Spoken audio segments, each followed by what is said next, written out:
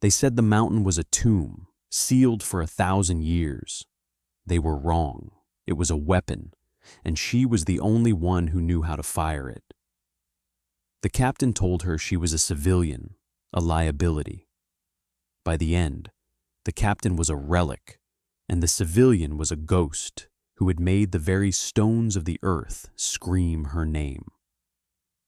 The air in Cerberus Deep was a composite artifact, a thing manufactured from recycled breath, filtered through humming banks of machinery, and chilled to a constant, unforgiving 62 degrees Fahrenheit. It tasted of ozone and cold metal and the faint mineral tang of deep earth. 3 miles of granite and basalt pressed down on the station, a weight so immense it was a tangible presence, a constant, low-frequency hum that vibrated in the bones. Dr. Eris Thorne felt it not as a threat, but as a baseline, a known variable in a universe of chaotic inputs. For her, the silence between the hums was where the real data lived. She sat on a low stool in a sensor node alcove, a narrow recess carved directly from the weeping rock face, surrounded by a spider web of fiber optic cables that pulsed with faint, rhythmic light. Her focus was absolute, centered on the delicate task of calibrating a hydrophone suspended in a column of optically clear glycerol. Her fingers, long and nimble, moved with the unhurried precision of a watchmaker, adjusting a micrometer screw by a fraction of a degree. Her official designation was civilian consultant, geophysicist. It was a title both technically accurate and profoundly misleading. To the rotating marine security detail that guarded Cerberus Deep, she was a ghost, a quiet, unassuming woman with graying hair pulled back in a severe bun and eyes the color of a winter sky. She wore gray coveralls, scuffed work boots, and an expression of perpetual, distant concentration. She rarely spoke, and when she did, her voice was a low monotone, delivering information stripped of all emotional context. They saw her as an academic, a strange bird in their gilded cage, obsessed with the groans and whispers of the planet. They did not understand that she was listening for something else entirely. She was listening for discord, for the unnatural sound, for the whisper of a threat that would not announce itself with the roar of an engine or the crack of a rifle, but with a subtle shift in resonant frequency. The station itself was a marvel of brutalist engineering, a multi-level labyrinth of sterile white corridors, hardened command centers, and raw, unfinished caverns where the sheer, monstrous reality of the deep earth was on full display. It was a listening post, designed to detect the seismic signatures of clandestine tunneling, subterranean weapons tests, or any tectonic anomaly that might betray enemy activity.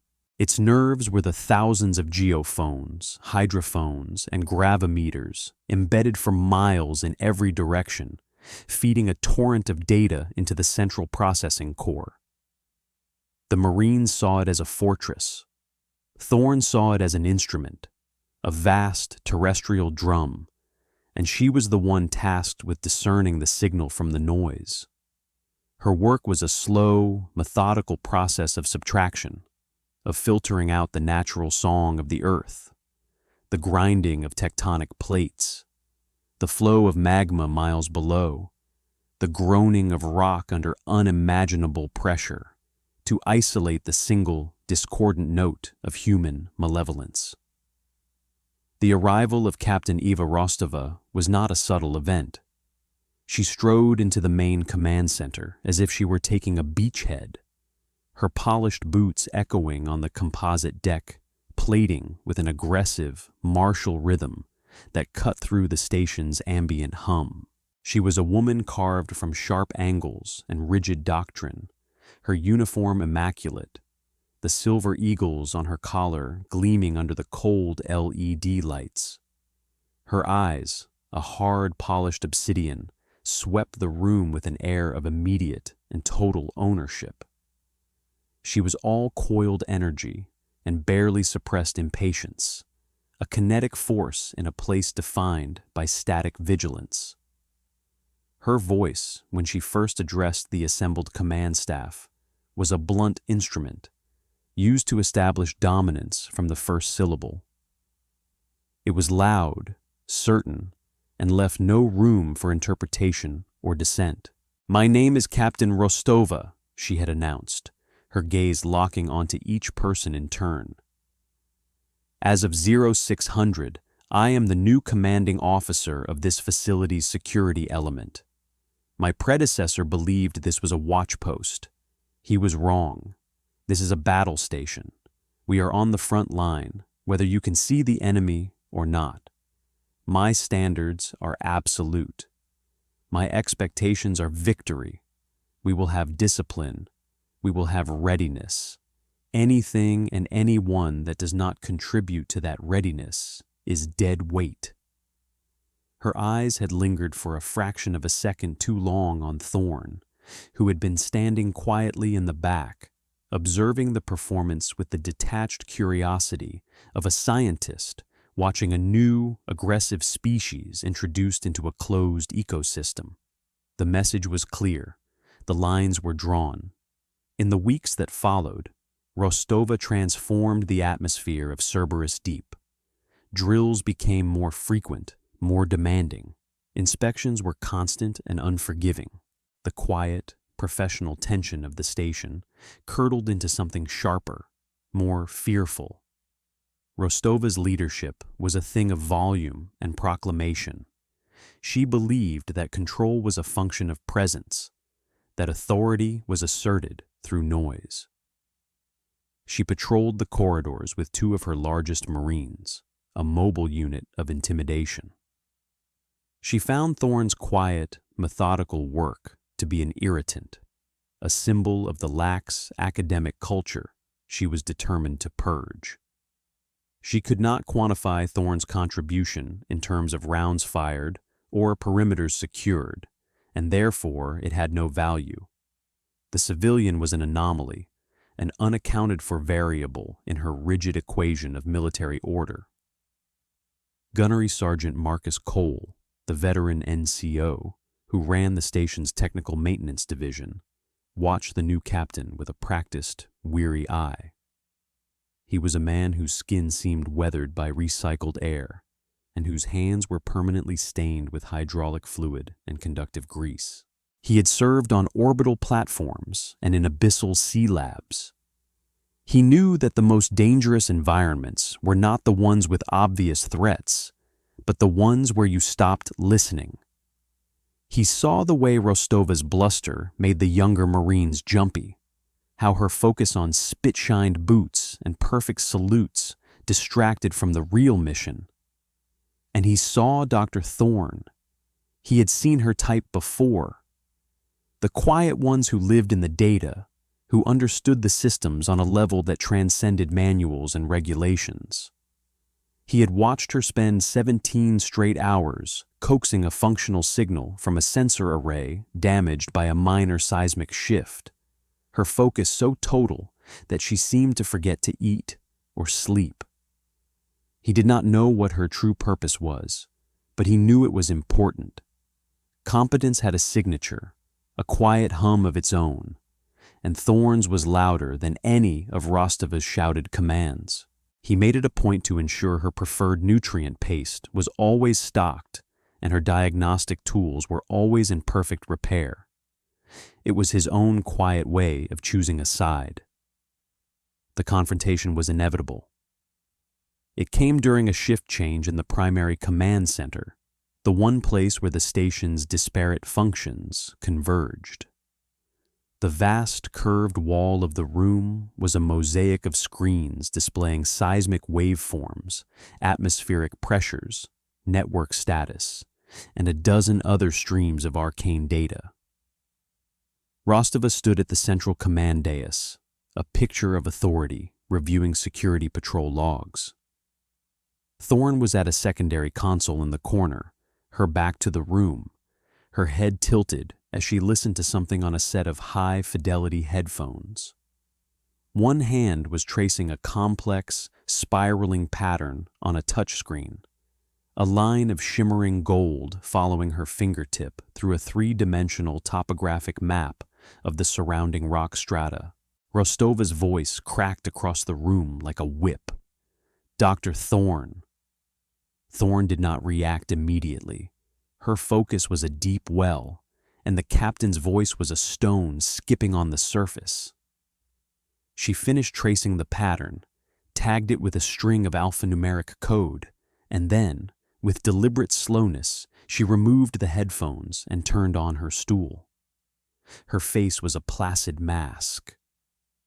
"Captain, I am reviewing the station's power allocation logs for the past 72 hours, Rostova said, her voice dripping with manufactured patience. She held up a datapad, its screen glowing with charts and figures. "I am seeing a significant and sustained power draw from the deep-range sonic emitters that are, according to regulations, to be activated only for scheduled deep scan cycles or in the event of a confirmed Level 4 seismic event. You have been running them on a continuous, low-power pulse for 3 days. Explain yourself." The question was an accusation, delivered for the benefit of the half-dozen Marines and technicians on the command deck. It was a public challenge, a reassertion of dominance. Thorne's expression did not change. Her eyes remained fixed on Rostova, calm and analytical. "I am establishing a new ambient acoustic baseline," she stated. The words were simple, factual, and offered no deference. "The background resonance of the local geology has shifted by 0.0014% since the last microquake. The old baseline is no longer valid. I am mapping the new resonant frequencies of the surrounding Tethyan limestone." Rostova took a step forward, her posture radiating incredulity. "You are mapping the resonant frequencies?" she repeated, her voice a cocktail of sarcasm and contempt.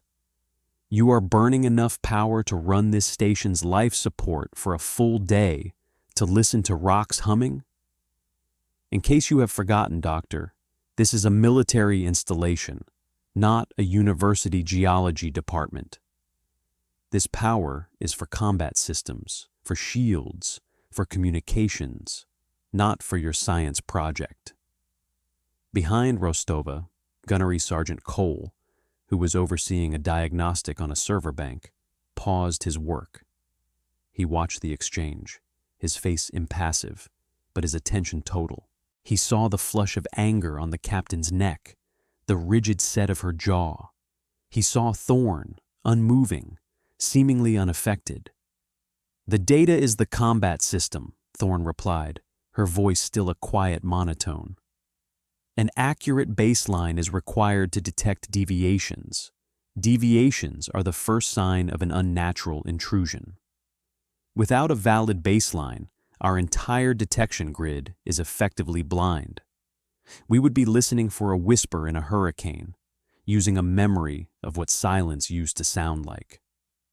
Her analogy was precise, technical, and utterly lost on Rostova, who only heard the calm refusal to submit. "Your work has not been authorized by me," Rostova snapped, taking another step closer. She was now looming over the seated woman, using her height and posture to intimidate. "Your power allocation is revoked. Shut down the emitters. Now, that is an order." This was the crux of it, the assertion of rank over function, the demand of obedience for its own sake. Thorne's gaze shifted from Rostova's face to the main tactical display on the wall, where a river of green and blue seismic data flowed silently. "The emitters are a component of the primary threat detection system," she said, her voice taking on a clinical edge, as if she were explaining a complex problem to a slow student. As the ranking specialist assigned to that system, my protocols dictate that calibration takes precedence over non-essential power conservation. My work is authorized by Directive 7 Gamma, under the purview of Special Projects Command. Your authority as Station Security Chief does not supersede that directive. A shocked silence fell over the command center. Special Projects Command was a name that was rarely spoken, a shadowy entity that operated outside the normal chain of command. It was the boogeyman of military bureaucracy, responsible for technologies and operations that most of the armed forces did not even know existed. For a civilian consultant to invoke its name so calmly was either an act of career suicide or a statement of untouchable authority. Rostova's face went from flushed anger to a pale, tight mask of fury. She had been publicly challenged and, in a way, checkmated. She had built her command on a foundation of absolute authority, and Thorne had just revealed a crack in that foundation. The captain stared down at Thorne, her mind racing, searching for a way to regain control. She saw the calm, almost dismissive look in Thorne's eyes, and it felt like a personal insult. She saw the glances being exchanged between the other crew members. They had seen her lose the exchange. "We are going to have a conversation in my office, Doctor," Rostova said, her voice low and venomous. "About your directives and about the proper respect for the chain of command on my station." She turned on her heel and strode from the room, the rigid line of her back a testament to her barely contained rage. Thorne did not watch her go.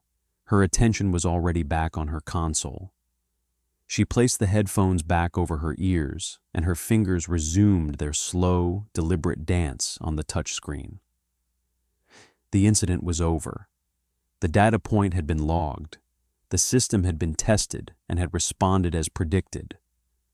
For Aris Thorne, the confrontation was just another variable, another input to be analyzed and filed away. For everyone else in the room, it was the moment they realized that the quiet geologist in the corner was something far more than she appeared. The balance of power in Cerberus Deep had just begun to shift. The crisis did not announce itself with a formal declaration. It began with a flicker. On the main tactical display, a single, thread-thin line of code scrolling down the network status monitor turned from placid green to a virulent, angry red. It was a sub-protocol error in the primary communications buffer, a tiny, insignificant anomaly in a system that processed terabytes of data every second. A junior technician, a young lance corporal with pimples and nervous hands, saw it and, following procedure, logged it for the next diagnostic cycle. It was a ghost in the machine, nothing more. Then the light stuttered. For a half-second, the cold, sterile brilliance of the LEDs faltered, plunging the command center into a disorienting gloom before they surged back to full power. The backup generators kicked in with a deep, shuddering groan that vibrated through the floor plates, their engines protesting the sudden, unplanned load.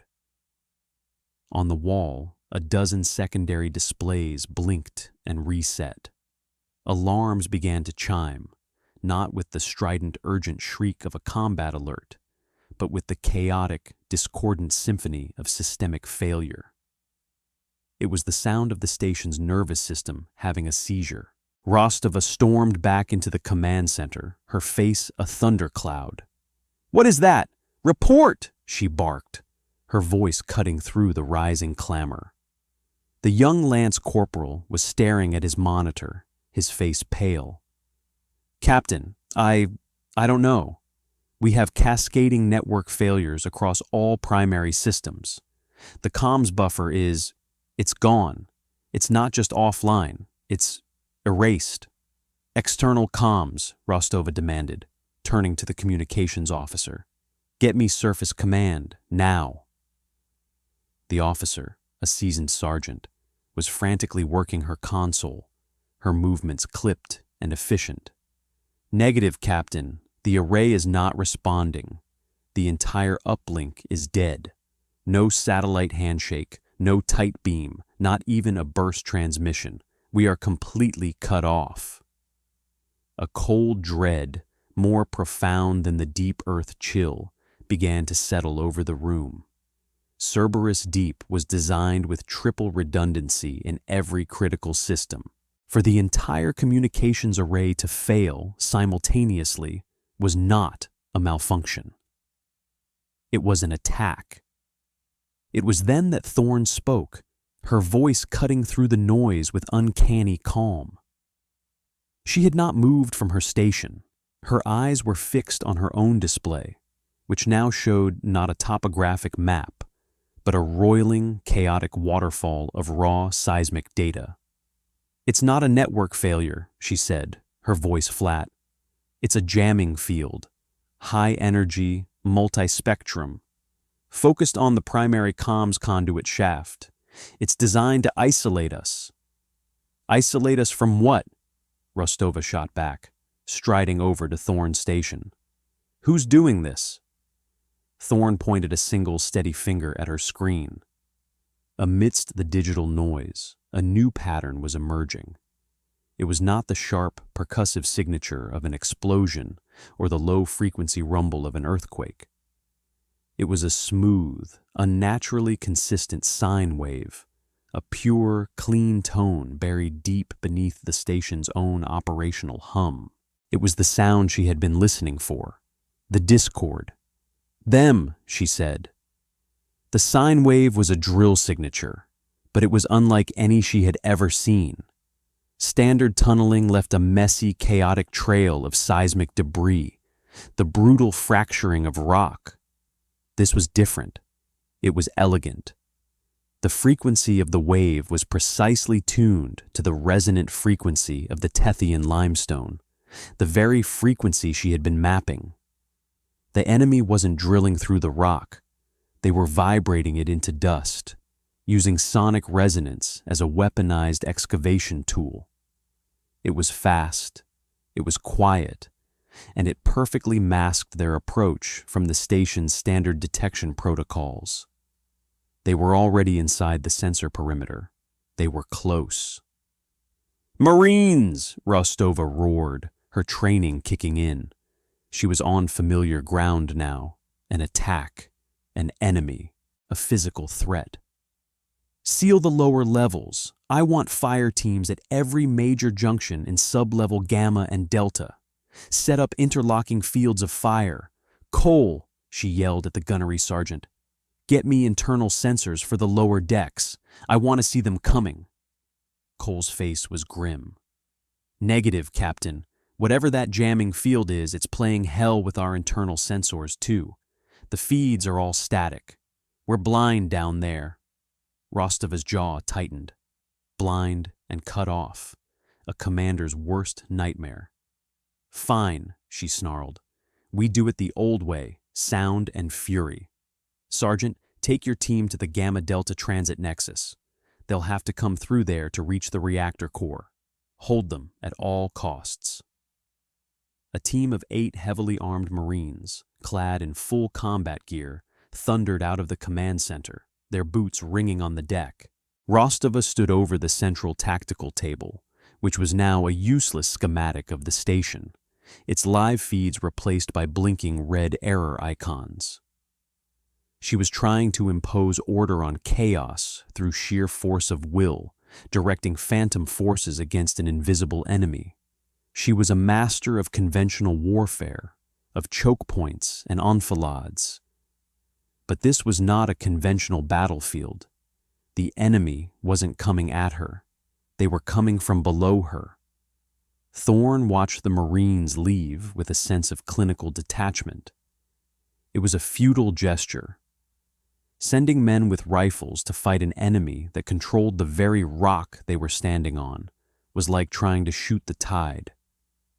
She switched her display, overlaying the enemy's sonic signature with her newly mapped baseline of the station's geology. The patterns were almost identical. The enemy had done their homework. They knew the mountain better than the people inside it. But her new baseline, the one she had been meticulously building for the past 3 days, was more detailed. It contained subtleties they could not have accounted for. She saw it then, a vulnerability, a tiny, almost imperceptible flaw in their method. The enemy's resonant frequency was perfect for pulverizing the solid limestone, but it created a harmonic instability in the denser, crystalline veins of quartz that laced through the strata at irregular intervals. It was a microscopic weakness, but a weakness nonetheless. Down in the deep, a series of muffled thuds echoed up through the rock, followed by the distant, tinny chatter of rifle fire. On the command deck, a red casualty icon blinked on next to the name of the fire team leader Rostova had dispatched. Then another, and another. The fire team was being eliminated. "Report!" Rostova screamed into her comlink, but only static answered.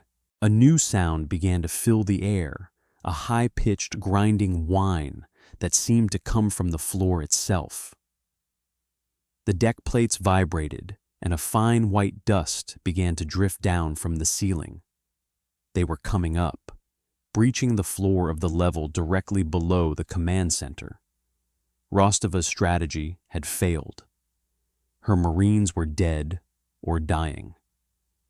Her authority was evaporating with every passing second, replaced by the rising tide of fear and the undeniable reality of their situation. They were trapped in a tomb, and the ghosts were already inside. The orthodox methods, the loud and certain tactics of a battlefield commander, had been proven utterly, catastrophically useless. Now there was only silence, the grinding whine from below, and the quiet, analytical gaze of the woman in the corner. The grinding from below intensified, a dentist's drill boring into the station's very soul. The deck shuddered, a violent, rhythmic tremor that sent unsecured items clattering to the floor. Dust, thick as smoke, now rained from the ceiling, and the air filled with the acrid smell of pulverized rock. Panic was a live thing in the room, a cold sweat on the back of every neck. The remaining Marines gripped their rifles, their eyes wide, staring at the floor as if expecting monsters to erupt from the composite plating. Rostova stood frozen, her face a mask of disbelief and fury. Her world of order, discipline, and kinetic certainty had collapsed into this, a waiting game where the enemy was the ground beneath her feet.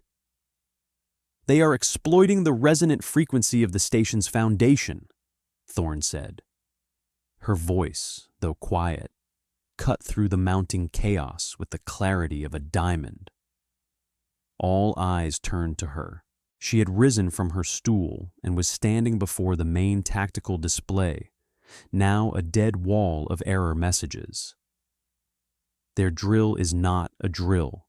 It is a sonic emitter, tuned to liquefy the bedrock. They will breach this level in approximately 90 seconds. The pronouncement was delivered with the dispassionate finality of a coroner announcing a time of death. It was not a guess, it was a calculation. "What do you propose we do, Doctor?" Rostova sneered, her voice brittle with desperation and resentment. "Shall we map their frequencies to death?" Thorne ignored the jibe. Her mind was working, processing variables at a speed that was beyond human.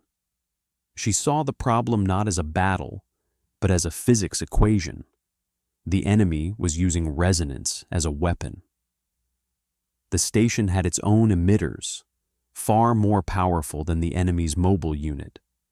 The deep-range sonic emitters she had been calibrating, They were designed for passive listening and wide-spectrum scanning, but they could be retasked. They could be weaponized. It was a dangerous, almost insane idea, a sledgehammer to solve a problem that required a scalpel. But she saw the path. "We are going to collapse the tunnels," Thorne stated, turning to face the room. Her eyes, usually distant, were now sharp and intensely focused.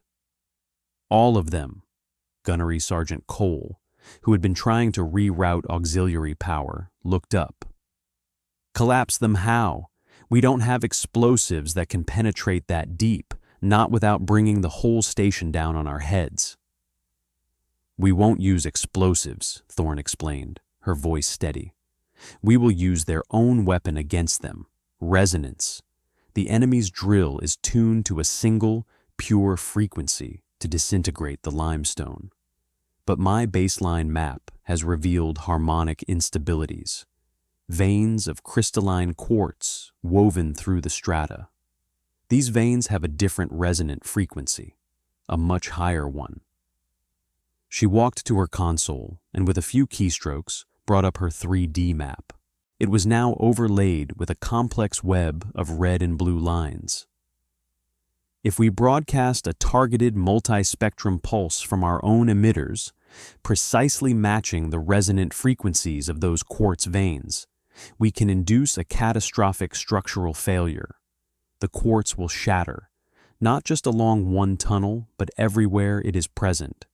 It will create a chain reaction, a resonant cascade failure. The surrounding limestone, already destabilized by their drill, will liquefy and collapse inward. It will entomb them in 1,000 tons of rock." A heavy silence followed her explanation. The sheer, audacious brilliance of the plan was staggering. It was elegant, it was total, and it was terrifying. "You're insane," Rostova whispered, shaking her head. "Our emitters? At that power? You have no idea what that would do. You could shatter the station's foundations. You could collapse this entire cavern. You would kill us all." "There is a 4.7% probability of catastrophic structural damage to the station's primary supports if my calculations are off by more than 0.002%, Thorne replied, her tone clinical. "However, the probability of our survival if we do nothing is 0. The choice is a simple one." She turned and walked towards the master control panel for the sonic emitters, a heavily shielded console set into the far wall. This was it. The turn. The moment where competence had to physically seize control from authority. Rostova moved to intercept her, her body a rigid wall of denial. "You will not touch that console," she commanded, her voice shaking with rage. "I am in command here. I will not allow some civilian egghead to destroy my station and kill my men based on a half-baked theory." Thorne did not stop. She continued walking, her path set. Rostova, her face contorted in a snarl, reached out and grabbed Thorne's wrist, her grip like a steel vice. "I said no!" The grinding from below grew louder, closer. The floor bucked violently. Thorne stopped. She did not try to pull away. She slowly turned her head and looked down at the captain's hand on her arm, then up into Rostova's furious eyes. A faint, almost imperceptible smile touched Thorne's lips. It was not a smile of amusement or warmth. It was a smile of absolute, chilling certainty. It was the smile of a predator that knows the fight is already over. "Try that again," she said. Her voice was not a threat. It was a statement of fact, a promise of a consequence so severe it did not need to be articulated. In that moment, Rostova saw something in Thorne's winter sky eyes. She saw a depth of cold analytical power that dwarfed her own rank, her own strength, her own fury. She saw a woman who was not afraid of the shaking ground, or the dying screams, or the captain's own rage. She saw a woman who had already calculated every possible outcome, including this one. Rostova's grip, which had been so sure and strong, suddenly felt weak. Her fingers faltered. She let go. "Gunny," Thorn said, her gaze never leaving Rostova. "Divert all non-essential power, including life support and internal lighting, to the primary emitter array, and get me a direct conduit to the capacitor banks. I will need to bypass the standard safeties." Gunnery Sergeant Cole did not hesitate. He did not look to Rostova for confirmation. The hierarchy had been broken and reforged in that single, silent moment of defiance. He simply nodded, his face grim with purpose. "Aye, Doctor," he said, and turned to his console. The allegiance of the crew, the true currency of command, had just flowed from the woman with the silver eagles on her collar to the woman in the gray coveralls. Authority had yielded to competence. The command center was plunged into a half-light as Cole rerouted power. Only the critical monitors and the emergency lighting remained, casting long dancing shadows on the walls. The air grew warm and stale almost immediately as the environmental controls shut down. The only sounds were the groaning of the rock below, the frantic clicking of Cole's keyboard, and Thorn's calm, measured breathing. She stood before the emitter control panel, her hands moving across its surface with a fluid, practiced grace. She was not just inputting commands, she was composing. It was a symphony of destruction, and every note had to be perfect. "Capacitor banks are charged and linked," Cole announced, his voice tight with tension. "Safeties are bypassed. You have direct control of the entire array, Doctor. It's all yours." Thorn nodded, her eyes scanning a complex series of cascading numbers on the console screen.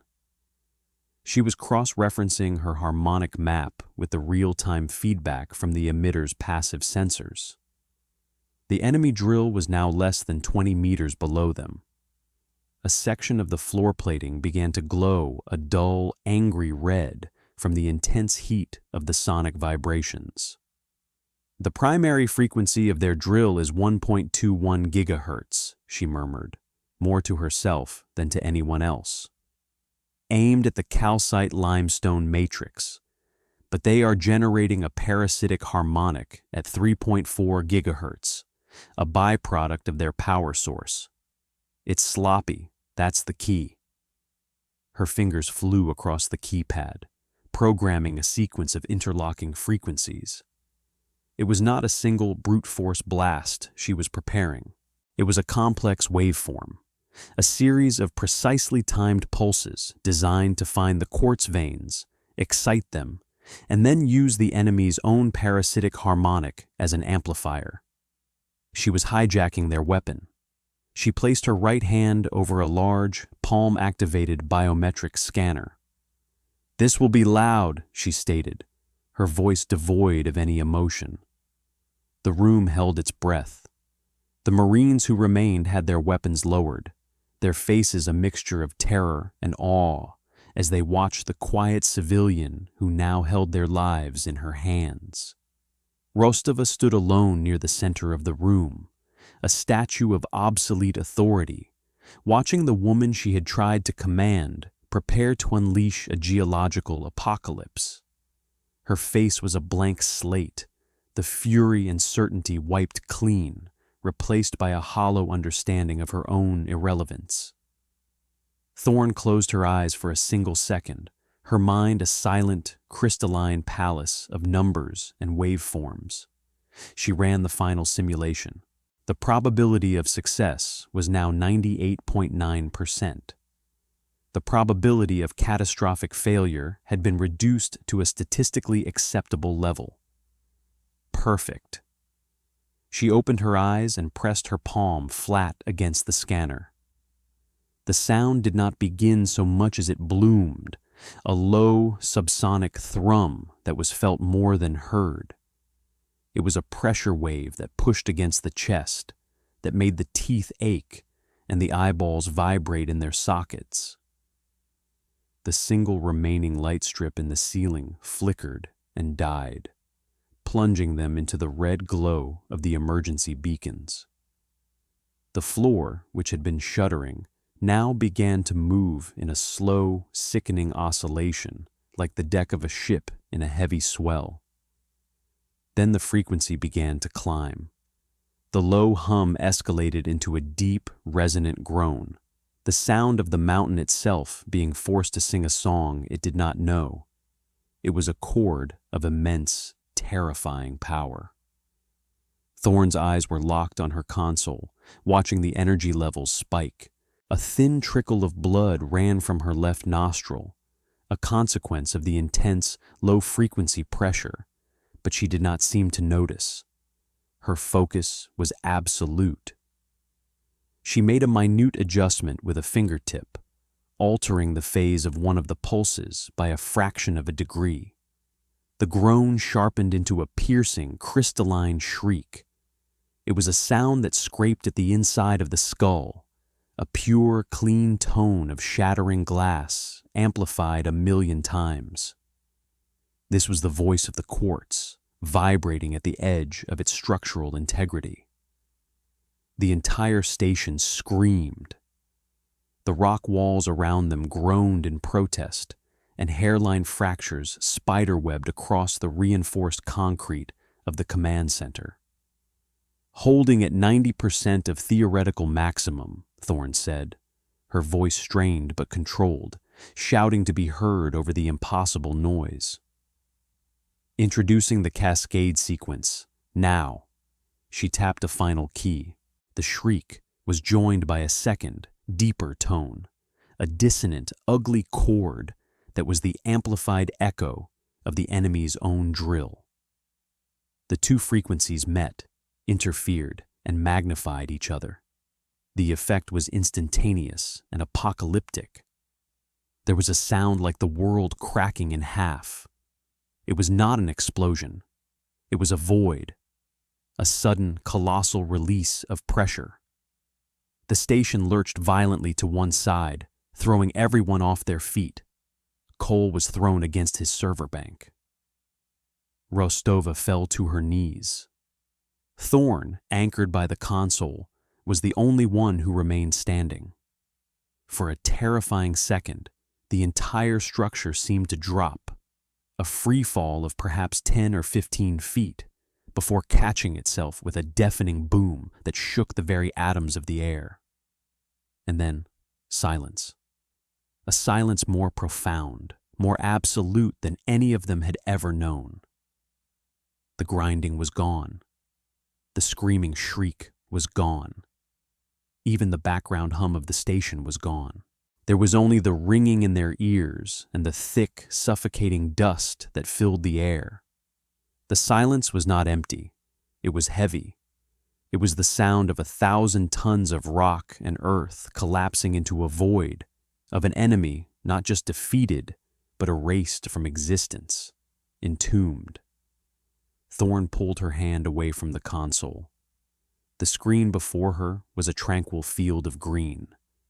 The enemy's sonic signature was gone.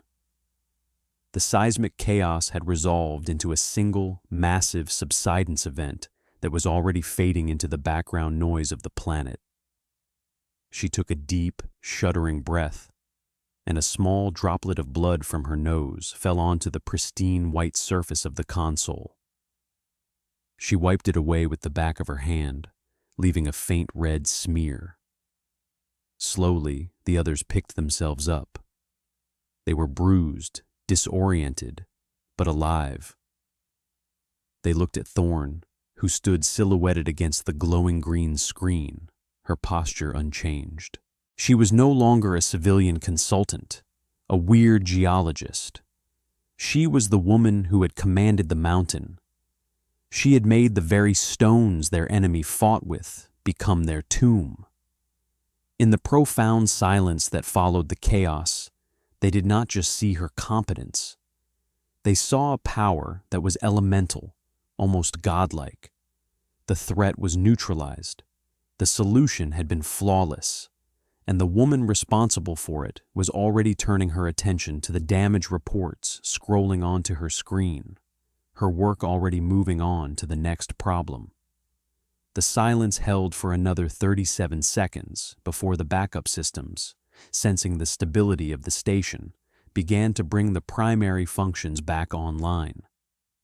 The main lights flickered on, painfully bright after the red gloom, revealing a scene of controlled devastation.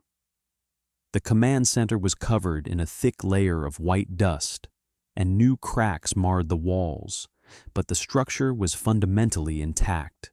On Cole's console, a single icon blinked from red to green.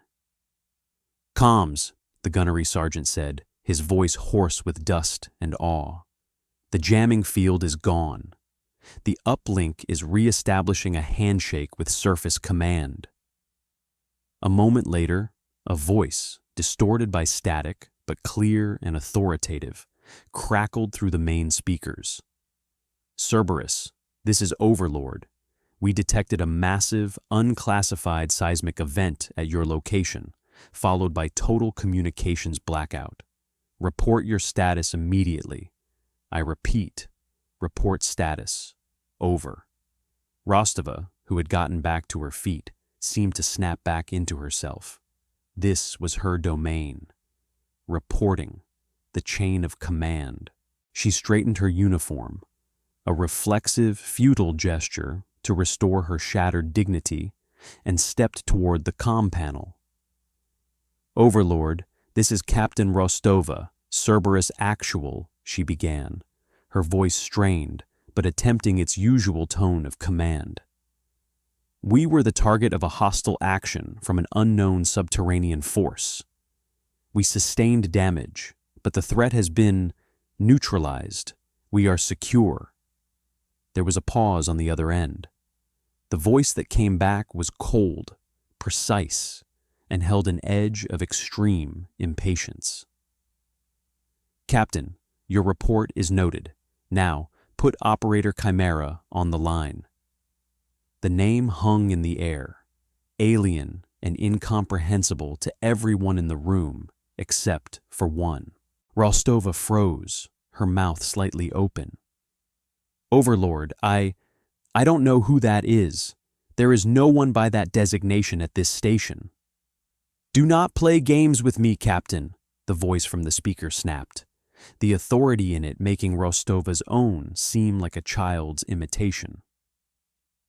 "I am looking at the station's personnel manifest, and I am looking at the preliminary telemetry from the seismic event, an event that has the signature of a resonant cascade failure, a procedure that only one person in the Western Hemisphere is cleared and capable of executing. Now I will ask you one more time. Put Chimera on." Every head in the room turned slowly towards Thorne. She stood by her console, wiping the last of the blood from her face with her sleeve. She looked weary, but her eyes were clear. The ghost, the quiet professional, the woman who had invoked the name of Special Projects Command, Chimera, a creature of myth made of disparate parts to form an impossible whole. It was a perfect code name. Thorne walked calmly to the comm panel, taking the receiver from Rostova's limp hand. The captain did not resist. She simply stared at Thorne, her mind struggling to reconcile the unassuming geologist with the legendary, almost mythical status that had just been revealed. The woman she had dismissed, belittled, and physically assaulted was a Tier 1 strategic asset. The foundation of Rostova's world, her belief in rank, in protocol, in her own superior judgment, crumbled into dust. Thorne keyed the comm. Her voice was back to its usual quiet monotone. "This is Chimera." The voice of Overlord, who was clearly a general, softened instantly, shifting from command to collegial respect. "Eris, status?" "Threat neutralized," Thorne replied. Enemy force was using a resonant drill. I initiated a cascade failure in the surrounding quartz strata. The tunnels are sealed. The enemy is interred. The station has sustained moderate structural damage but is stable. Core systems are online. We are operational. Casualties? The general asked. One Marine fire team. Lost during the initial engagement, before the nature of the threat was fully understood. Her statement was factual, but it was also a subtle, damning indictment of Rostova's premature and ineffective tactics. Understood, the general said. There was a long pause. Captain Rostova's command is hereby revoked, effective immediately. She is to be confined to her quarters pending a full inquiry. Gunnery Sergeant Cole, you will assume temporary command of the security detail until a replacement arrives. Your actions have been noted and are commendable. Cole, standing by his servers, could only manage a stunned, "Yes, sir." Chimera, the general continued, your primary objective is complete. A transport will be dispatched to retrieve you at 2200 tomorrow. Your next assignment is already waiting. Acknowledged, Overlord, Thorne said. She switched off the comm, and the command center fell silent once more. The reckoning was complete. It had been swift, brutal, and absolute. Rostova stood broken, her career over, her authority stripped away in a single public transmission. She looked at Thorne, not with anger anymore, but with a kind of terrified awe, as if looking at a force of nature she had foolishly tried to command. Without a word, she turned and walked out of the command center. Her shoulders slumped, her polished boots making no sound in the thick layer of dust on the floor. She was a ghost now, haunting the station she had once commanded. In the hours that followed, a new order settled over Cerberus Deep. It was not an order of shouted commands and rigid formations, but one of quiet, focused work. The atmosphere of fear was replaced by a profound, almost reverent respect. The crew moved with a renewed sense of purpose, repairing the damage, recalibrating systems, and speaking in low, measured tones. The hierarchy of competence had been formally established, and the entire station seemed to breathe a collective sigh of relief. Eris Thorne, now known to them as the ghost operator Chimera, was the undisputed center of this new gravity. No one approached her with congratulations or questions. They gave her a wide berth, not out of fear, but out of an understanding that she operated on a different plane. They watched her as she moved through the station, conducting a full diagnostic of the geological stressors her own actions had placed on the mountain. She worked with the same quiet, obsessive focus as before, her movements economical, her expression placid. She had saved them all, had revealed herself as a figure of legend, and yet she showed no sign of triumph or satisfaction. The event was simply a problem that had been solved. The equation was balanced. Now it was time to check the work. Late into the next shift cycle, Gunnery Sergeant Cole approached her. She was in her alcove, surrounded by the pulsing lights of the fiber optics, studying a holographic projection of the newly settled rock strata. Cole held out a steaming, insulated mug. It was not the nutrient paste she usually subsisted on. It was real coffee, brewed from a private stash he kept for special occasions. "Thought you might need this, Doctor," he said, his voice quiet. He still called her Doctor. It felt more real, more respectful than the mythical code name. Thorne looked up from her work, her eyes focusing on him as if from a great distance. She took the mug, her fingers wrapping around its warmth. She took a sip, and for the first time since the crisis began, a flicker of something other than pure analysis crossed her face. It was a faint, weary acknowledgement. "Thank you, Gunny," she said. He nodded, not knowing what else to say. He wanted to ask her 100 questions. He wanted to know where she had learned to do what she did, what Special Projects Command was really like, what it felt like to hold the power of an earthquake in her hands. But he knew the questions were pointless. She was not someone who explained. She was someone who did. He simply said, "You did good." And then he left her to her work. The gesture was enough. It was the quiet acknowledgement of one professional to another. A shared understanding that transcended rank and secrecy. The next evening, as promised, a sleek, unmarked suborbital transport descended through the Earth, docking silently with the station's highest access port. Thorne appeared in the docking bay carrying a single, small data case. She was once again the unassuming woman in the gray coveralls. She exchanged a simple nod with Cole, who was there to see her off, and then she walked up the ramp into the waiting craft without a backward glance. The ramp hissed shut, and moments later the transport was gone, leaving behind only the hum of the station's machinery and the deep, abiding silence of the mountain. She had arrived as a mystery and departed as a legend. For the crew of Cerberus Deep, the story of the quiet geologist who had tamed the rock would become a part of the station's lore, a cautionary tale told in hushed tones to new arrivals. It was a lesson not about heroism or glory, but about the nature of true power. They learned that authority is a fragile costume, while competence is the bone and sinew beneath. The loudest voice in the room is often the most insecure, and the quietest mind can hold the strength to move mountains. Eris Thorne, the operator chimera, left no trace of her presence, save for a few new cracks in the walls and a profound, indelible change in the people she had saved. She was a ghost, a whisper in the machine, a reminder that in the deepest, darkest places, the most dangerous weapon is not a sword, but a mind that listens.